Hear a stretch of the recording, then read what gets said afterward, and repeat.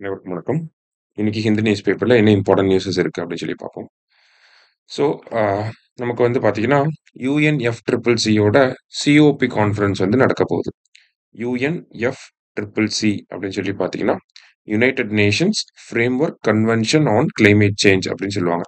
அதோட சிஓபி மாநாடு COP30 ஓகேவா, கான்ஃபரன்ஸ் ஆஃப் பார்ட்டிஸ் அப்படின்னு சொல்லுவாங்க. எங்க நடக்க போகுது அப்படின்னா பெலம் அப்படிங்கிற சிட்டி எங்க இருக்குன்னா பிரேசில்ல நடக்க போகுது. ஸோ அது ஆரம்பிக்கிறதுக்கு முன்னாடி என்ன பண்ணியிருக்காங்க அப்படின்னு சொல்லி பார்த்தீங்கன்னா, எல்லா நாட்டோட தலைவர்களும் கலந்துக்கிற மாதிரியான ஒரு மாநாடு வந்து நடத்தியிருக்காங்க. ஓகேங்களா. ஜஸ்ட் ஒரு மீட்டிங் மாதிரி நடத்தியிருக்காங்க. ஸோ அதுல வந்து ஒரு புது விஷயத்த வந்து பிரேசில் இன்ட்ரோடியூஸ் பண்ணியிருக்காங்க. ஒரு புது இனிஷியேட்டிவ். என்னன்னா, டிராபிக்கல் ஃபாரஸ்ட் ஃபாரெவர் ஃபெசிலிட்டி அப்படின்னு சொல்லி ஒரு இனிஷியேட்டிவ். ஓகேவா. இந்த காப் மாநாடோட முக்கியமான ஒரு இனிஷியேட்டிவா இத நம்ம பார்க்கிறோம். டிராபிக்கல் ஃபாரஸ்ட் ஃபாரெவர் ஃபெசிலிட்டி அப்படின்னு சொல்லி குடுத்திருக்காங்க. இதுல இந்தியா வந்து ஜாயின் பண்ணிக்க போறோம் அப்படின்னு சொல்லி நேத்து நம்ம அனௌன்ஸ் பண்ணியிருக்கோம். இந்த டிராபிக்கல் ஃபாரஸ்ட் ஃபாரெவர் ஃபெசிலிட்டினா என்னன்னா ஒண்ணுமே கிடையாது. நமக்கு டிராபிக்கல் ஃபாரஸ்ட் இருக்கக்கூடிய நாடுகள்லாம் இருப்பாங்க இல்லையா? இந்த டிராபிக்கல் ஃபாரஸ்ட் இருக்கக்கூடிய நாடுகள்லாம் அவங்களோட ஃபாரஸ்ட் கவர கம்மியாகாம பார்த்துக்கிட்டாங்க அப்படின்னா, அதுக்கு வருஷம் வருஷம் ஒரு இன்சென்டிவ் அப்படிங்கிறத இந்த அமைப்புல இருந்து தரப்போறாங்க. சரியா? இந்த இனிஷியேட்டிவ் கீழ அதான் பண்ண போறாங்க. டிராபிக்கல் ஃபாரஸ்ட் ஃபாரெவர் ஃபெசிலிட்டி அப்படிங்கிற ஒரு விஷயத்த கிரியேட் பண்ணியிருக்காங்க. அதுல பல நாடுகள் அமௌண்ட்ட குடுத்து கான்ட்ரிபியூட் பண்ண போறாங்க. அந்த அமௌண்ட் எல்லாத்தையுமே இன்வெஸ்ட் பண்ணுவாங்க. ஏதாவது ஒரு ஸ்டாக்ஸ் அந்த மாரி இன்வெஸ்ட் பண்ணி, அதிலிருந்து வரக்கூடிய லாபம் இருக்கு இல்லையா? அந்த லாபத்த எடுத்து என்ன பண்ணுவாங்க? டிராபிக்கல் ஃபாரஸ்ட்ட அப்படியே மெயின்டெயின் பண்ணக்கூடிய கண்ட்ரீஸ்க்கும், டிராபிக்கல் ஃபாரஸ்ட்ட இன்கிரீஸ் பண்ணக்கூடிய கண்ட்ரீஸ்க்கும் அத ஒரு இன்சென்டிவ் மாரி குடுக்க போறாங்க. சரியா? அ அப்ராக்ஸிமேட்டா பார்த்தோம்னா, ஒரு ஹெக்டேருக்கு வந்து $4 அப்படின்னு சொல்லி ஃபிக்ஸ் பண்ணியிருக்காங்க. இப்போதைக்கு பிரிலிமினரியா இத ஃபிக்ஸ் பண்ணியிருக்காங்க. ஒரு ஹெக்டேருக்கு $4. எவ்வளோ ஃபாரஸ்ட் இருக்கோ அத்தனை ஹெக்டேர்ஸ்க்கு அத இன்டு மல்டிப்ளை பண்ணி நமக்கு குடுப்பாங்க. சரியா? ஸோ இதுல இந்தியாவுமே ஜாயின் பண்ணியிருக்காங்க. பிகாஸ் இந்தியா வந்து ஃபாரஸ்ட் கவர நம்ம இன்கிரீஸ் பண்ணிக்கிட்டே தான் இருக்கோம். ஓகேங்களா? ஸோ நம்மளோட ஃபாரஸ்ட் அண்ட் ட்ரீ கவர பொறுத்தவரைக்கும் பார்த்தீங்கன்னா, 25.17% கிட்ட இருக்கு. ஸோ இத நம்ப 33% இன்கிரீஸ் பண்ணணும் அப்படிங்கிறது நம்மளோட டார்கெட். அப்படிங்கிறப்ப இது நமக்கு பெனிஃபிஷியலான ஒரு விஷயம் தான். அதனால இந்தியா வந்து ஜாயின் பண்ண போறோம் அப்படின்னு சொல்லி சொல்லியிருக்காங்க. ஓகேவா? இத தாண்டி நமக்கு இது வந்து ஒரு குளோபல் இனிஷியேட்டிவா இருக்கு. உலகளாவிய அளவுல இருக்கக்கூடிய ஒரு முக்கியமான நடவடிக்கையா இருக்கு. அப்ப இதே மாதிரி இதுக்கு முன்னாடி ஏதாவது விஷயங்கள் பண்ணியிருக்காங்களா அப்படின்னா, கன்வென்ஷன் ஆன் பயோடைவர்சிட்டி அப்படிங்கிறது 1992ல சைன் பண்ணியிருப்பாங்க. சரியா? Convention on biodiversity 1992. ஸோ இதுலயுமே பார்த்தீங்கன்னா, நமக்கு இந்த ஃபாரஸ்ட்ட வந்து அஃபாரஸ்டேஷன் பண்ணணும் அப்படிங்கிறத சொல்லியிருப்பாங்க. அடுத்ததா யுஎன் ரெட் அப்படின்னு சொல்லி ஒரு இனிஷியேட்டிவ் இருக்கு. 2008ல வந்திருக்கும். இதுல வந்து பாத்தீங்கன்னா, டிஃபாரஸ்டேஷன பண்ணாம இருக்கிறதுக்கு இன்சென்டிவ்ஸ் வந்து குடுத்திருப்பாங்க. ஓகேவா? ரிடக்ஷன் ஆஃப் டிஃபாரஸ்டேஷன் அப்படிங்கிறது தான் இந்த ஃபுல் ஃபார்மே வரும். சரிங்களா? ஸோ டிஃபாரஸ்டேஷன பண்ணாம இருக்கிறதுக்காக இந்த ஒரு இனிஷியேட்டிவ் எடுத்திருப்பாங்க. அடுத்தது பான் சேலஞ்ச் அப்படிங்கிறது இருக்கு. பான் அப்படின்னா ஜெர்மனியில இருக்கக்கூடிய சிட்டி. அந்த அந்த மாநாட்டுல வந்து பாத்தீங்கன்னா 2011ல வந்திருக்கும். பான் சேலஞ்ச் அப்படின்னு சொல்லியிருப்பாங்க. இதுல வந்து 350 மில்லியன் ஹெக்டேர்ஸ வந்து நம்ம ரீஸ்டோர் பண்ணணும். உலகத்துல இருக்கக்கூடிய எல்லா நாடுகளும் சேர்ந்து 350 மில்லியன் ஹெக்டேர்ஸ வந்து 2030க்குள்ள நம்ம ரீஸ்டோர் பண்ணணும் அப்படின்னு சொல்லி வச்சிருக்காங்க. இதுவுமே பாத்தீங்கன்னா இன்டைரக்ட்டா அஃபாரஸ்டேஷன ப்ரமோட் பண்றதுக்காக தான். அடுத்ததா பாத்தீங்கன்னா, நமக்கு பாரிஸ் அக்ரீமெண்ட் இருக்கு. கிளைமேட் சேஞ்ச்ல இருந்து நம்ம காப்பாத்திக்கணும்னா, அதுக்கு வந்து அ அஃபாரஸ்டேஷன் அப்படிங்கிறது ஒரு முக்கியமான விஷயம் அப்படிங்கிறத இந்த இடத்துல பாரிஸ் அக்ரீமெண்ட்ல சொல்லியிருப்பாங்க. இது எல்லாமே இதுக்கு முன்னாடி இந்த அ டிராபிக்கல் ஃபாரஸ்ட் ஃபாரெவர் ஃபெசிலிட்டி அப்படிங்கிற இந்த இனிஷியேட்டிவ் வரதுக்கு முன்னாடி குளோபல் லெவல்ல இருந்த அஃபாரஸ்டேஷன் இனிஷியேட்டிவ்ஸ் அப்படின்னு சொல்லி நம்ம பார்க்கிறோம். ஓகேங்களா? மரம் வளர்க்கறதுக்கான இனிஷியேட்டிவ். எதுக்கு மரங்கள் அதிகமா வளர்க்கிறோம்னா, இது எல்லாமே கார்பன் சிங்க்கா ஆக்ட் ஆகும். கார்பன் சிங்க்னா என்னது? நமக்கு அட்மாஸ்பியர்ல இருக்கக்கூடிய கார்பன் டை ஆக்சைடு அப்சர்வ் பண்ணிக்கும் மரங்கள்லாம். அதுதான் நம்ம கார்பன் சிங்க் அப்படின்னு சொல்றோம். ஸோ கார்பன் சிங்க்கா ஆக்ட் ஆகும். நெறைய பாசிட்டிவான விஷயங்கள் இருக்கு. நமக்கு ஆக்ஸிஜன் வெளிய வருது. அந்த மாரி விஷயங்கள்லாம் உங்களுக்கே தெரியும். ஓகேவா? ஸோ இதுக்காக தான் இந்த அஃபாரஸ்டேஷன் அப்படிங்கிறத ஃபோக்கஸ் பண்றாங்க. அதுக்கான ஒரு நியூ இனிஷியேட்டிவா இன்சென்டிவ்ஸ் குடுக்குற மாதிரி இந்த டிராபிக்கல் ஃபாரஸ்ட் ஃபாரெவர் ஃபெசிலிட்டி அப்படிங்கிறத பிரேசில்ல அனவுன்ஸ் பண்ணியிருக்காங்க. சரியா? ஸோ இத தான் நம்ம முதல் செய்தியா பார்க்குறோம். அடுத்ததா வந்து பார்த்தீங்கன்னா, நமக்கு இந்த ஸ்ட்ரே டாக் இஷ்யூ வந்து போயிட்டு இருக்கு இல்லையா? ஸோ இப்ப ரீசென்ட்டா சுப்ரீம் கோர்ட் என்ன சொல்லியிருக்காங்க அப்படின்னா, எல்லா ஸ்ட்ரே டாக்ஸையுமே வந்து பிடிச்சு அந்த ஸ்ட்ரே டாக்ஸ்க்கு வந்து பார்த்தீங்கன்னா, அந்த டாக் ஷெல்டர்ஸ் ஓகேங்களா? அந்த நாய்கள் காப்பகத்துல கொண்டு போய் போட்டு, அங்க வந்து ஸ்டெரிலைசேஷன் பண்ணணும் அப்படின்னு சொல்லியிருக்காங்க. அதாவது அந்த கருத்தடை அப்படிங்கிறத பண்ணி, அந்த நாய்களுக்கு வந்து வேக்சினேஷன் பண்ணணும் அப்படின்னு சொல்லியிருக்காங்க. வேக்சினேஷன் பண்ணிட்டா, அந்த நாய்கள் நம்மள கடிச்சா நமக்கும் ரேபீஸ் வராம இருக்கும். சரியா? ஸோ இந்த ஒரு விஷயத்த பண்ண சொல்லியிருக்காங்க. இருந்தாலும் இந்தியால வந்து பார்த்தீங்கன்னா, இந்த டாக் ஷெல்டர்ஸ் அப்படிங்கிறது பராமரிப்பு இல்லாம இருக்கு. பல இடங்கள்ல, பல முனிசிபல் கார்ப்பரேஷன்ல டாக் ஷெல்டர்ஸே கிடையாது. ஸோ இந்தியாவோட கான்ஸ்டிடியூஷன் படி பார்க்குறப்ப, நம்மளோட fundamental டியூட்டீஸ்ல article 51 A sub clause G என்ன சொல்லுது அப்படின்னா, அ வாழும் உயிரினங்கள் மத்தியில நம்ம வந்து ஒரு கருணை இருக்கணும் அப்படின்னு சொல்றாங்க.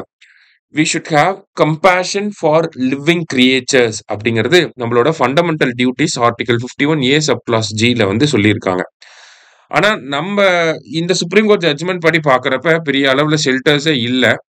அப்ப அந்த இடத்துல நாய்கள கொண்டு போய் போட்டோம்னா, அது நாய்களுக்கு ஒரு பெரிய ஒரு வலிய தான் ஏற்படுத்தும்.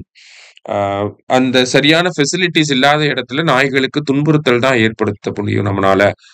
அப்ப நம்மளோட கம்பேஷன் அப்படிங்கிறது நம்மகிட்ட இல்லாம போகுது அப்படின்னு அந்த பாயிண்ட் ஆஃப் வியூல இங்க குடுத்திருக்காங்க. சோ தட் முனிசிபல் கார்ப்பரேஷன்ஸ் எல்லாமே இந்த இன்ஃப்ராஸ்ட்ரக்சர டெவலப் பண்ணணும் அப்படிங்கிறத இந்த இடத்துல சொல்ல வராங்க. ஓகேவா? சோ நமக்கு இந்த இந்த அனிமல்ஸ் ரிலேட்டடா பார்க்குறப்போ, ஒண்ணு article 51 A sub clause G வந்து பார்க்குறோம். கம்பேஷன் இருக்கணும் அப்படின்னு சொல்றாங்க. அதே மாரி prevention of cruelty to animals act 1960யுமே பார்த்தீங்கன்னா, அனிமல்ஸோட வெல் பீயிங்க வந்து ஃபோக்கஸ் பண்ணணும் அப்படின்னு சொல்றாங்க. சரியா? Prevention of cruelty to animals act 1960லியுமே இத தான் சொல்ல வராங்க. அதே மாரி animal welfare board versus A Nagaraja அப்படிங்கிற இந்த கேஸ்ல வந்து பார்த்தீங்கன்னா, ஜல்லிக்கட்டு ரிலேட்டடான கேஸ் இது. ஓகேங்களா? 2014ல வந்த ஜட்ஜ்மென்ட்.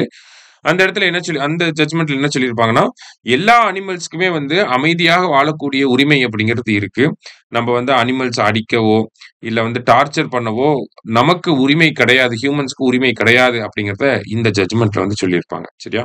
ஸோ இது எல்லாமே இந்த அனிமல்ஸ் ரிலேட்டடா வரக்கூடிய முக்கியமான விஷயங்கள். அதனால கொஞ்சம் நல்லா பார்த்து வச்சுக்கோங்க. சரியா? ஸோ லாஸ்ட்டா வந்து பார்த்தீங்கன்னா, நமக்கு ரீசென்ட்டா நம்ம பார்த்திருந்தோம். 2 நாளைக்கு முன்னாடி கூட பார்த்திருந்தோம்.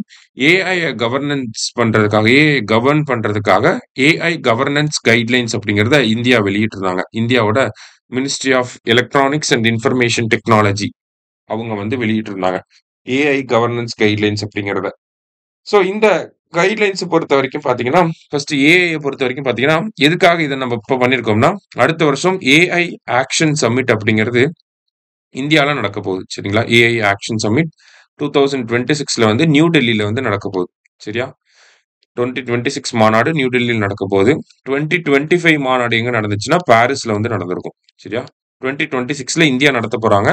இந்தியா இதுக்கு என்ன டார்கெட் என்ன பில்லர்ஸ்லாம் இதுக்கு ஃபிக்ஸ் பண்ணியிருக்காங்கன்னா, பீப்பிள், அடுத்தது பிளானட், அடுத்தது புரோகிரஸ் அப்படிங்கிற இந்த பில்லர்ஸ ஃபிக்ஸ் பண்ணியிருக்காங்க. ஸோ இந்த மாநாட்டுக்கு ஒரு ரன் அப் மாதிரி ஓகேங்களா? என்ன பண்ணியிருக்காங்க அப்படின்னா, இந்த ஏஐ கவர்னன்ஸ் கைட்லைன்ஸ் அப்படிங்கிறத வெளியிட்டிருக்காங்க. ஸோ இந்தியாவ பொறுத்தவரைக்கும் பார்த்தீங்கன்னா, ஏஐ அப்படிங்கிறத நம்மளோட ஏஐயோட பொட்டன்ஷியல நம்மளோட இன்க்ளூசிவ் டெவலப்மென்ட்க்காக பயன்படுத்தணும் அப்படிங்கிறது நம்மளோட அப்ஜெக்டிவ். குளோபல் லெவல்ல இந்தியா வந்து அ இந்தியாவோட காம்படிட்டிவ்னெஸ்ஸ அதிகப்படுத்துறதுக்காக பயன்படுத்தணும் அப்படிங்கிறது நம்மளோட அப்ஜெக்டிவ். அதே மாதிரி பார்த்தீங்கன்னா, ஏஐனால வரக்கூடிய ரிஸ்க்க வந்து மினிமைஸ் பண்ணி மக்கள பாதுகாக்கணும் அப்படிங்கிறதுமே நம்மளோட இனிஷியேட்டிவ்ல தான் இருக்கு. ஓகேங்களா? நம்மளோட அப்ஜெக்டிவ் அது. சரியா? அந்த பேசிஸ்ல தான் இந்த கவர்னன்ஸ் கைட்லைன்ஸ் அப்படிங்கிறத வெளியிட்டிருக்கோம். ஸோ அத பொறுத்தவரைக்கும் பார்த்தீங்கன்னா, நமக்கு என்னலாம் இந்த விஷயத்துல சொல்றாங்க அப்படிங்கிறத நம்ம தெரிஞ்சுக்கணும். மெயின்ஸ் பாயிண்ட் ஆஃப் வியூல கேட்கலாம். ஸோ ஒரு ஏஐ கவர்னன்ஸ் குரூப் அப்படிங்கிறத உருவாக்கணும் அப்படின்னு சொல்றாங்க. ஓகேவா? மினிஸ்ட்ரிஸ் முக்கியமான ஆட்கள்லாம் இருக்க மாதிரியான ஒரு ஏஐ கவர்னன்ஸ் குரூப்ப உருவாக்கணும். அதுல இந்த RBI, NITI Aayog, bureau of Indian standards இவங்கலாம் இன்க்ளூசிவா இருக்கிற மாரி இன்க்ளூட் ஆகுற மாதிரியான ஒரு ஏஐ கவர்னன்ஸ் குரூப் அப்படிங்கிறது தேவைப்படுது. அதே மாரி பொதுவா மக்களுக்காக ஒரு கிரீவன்ஸ் ரெட்ரஸல் மெக்கானிசம் அப்படிங்கிறது தேவைப்படுது. நம்மளோட குறைகள வந்து சொல்றதுக்கு.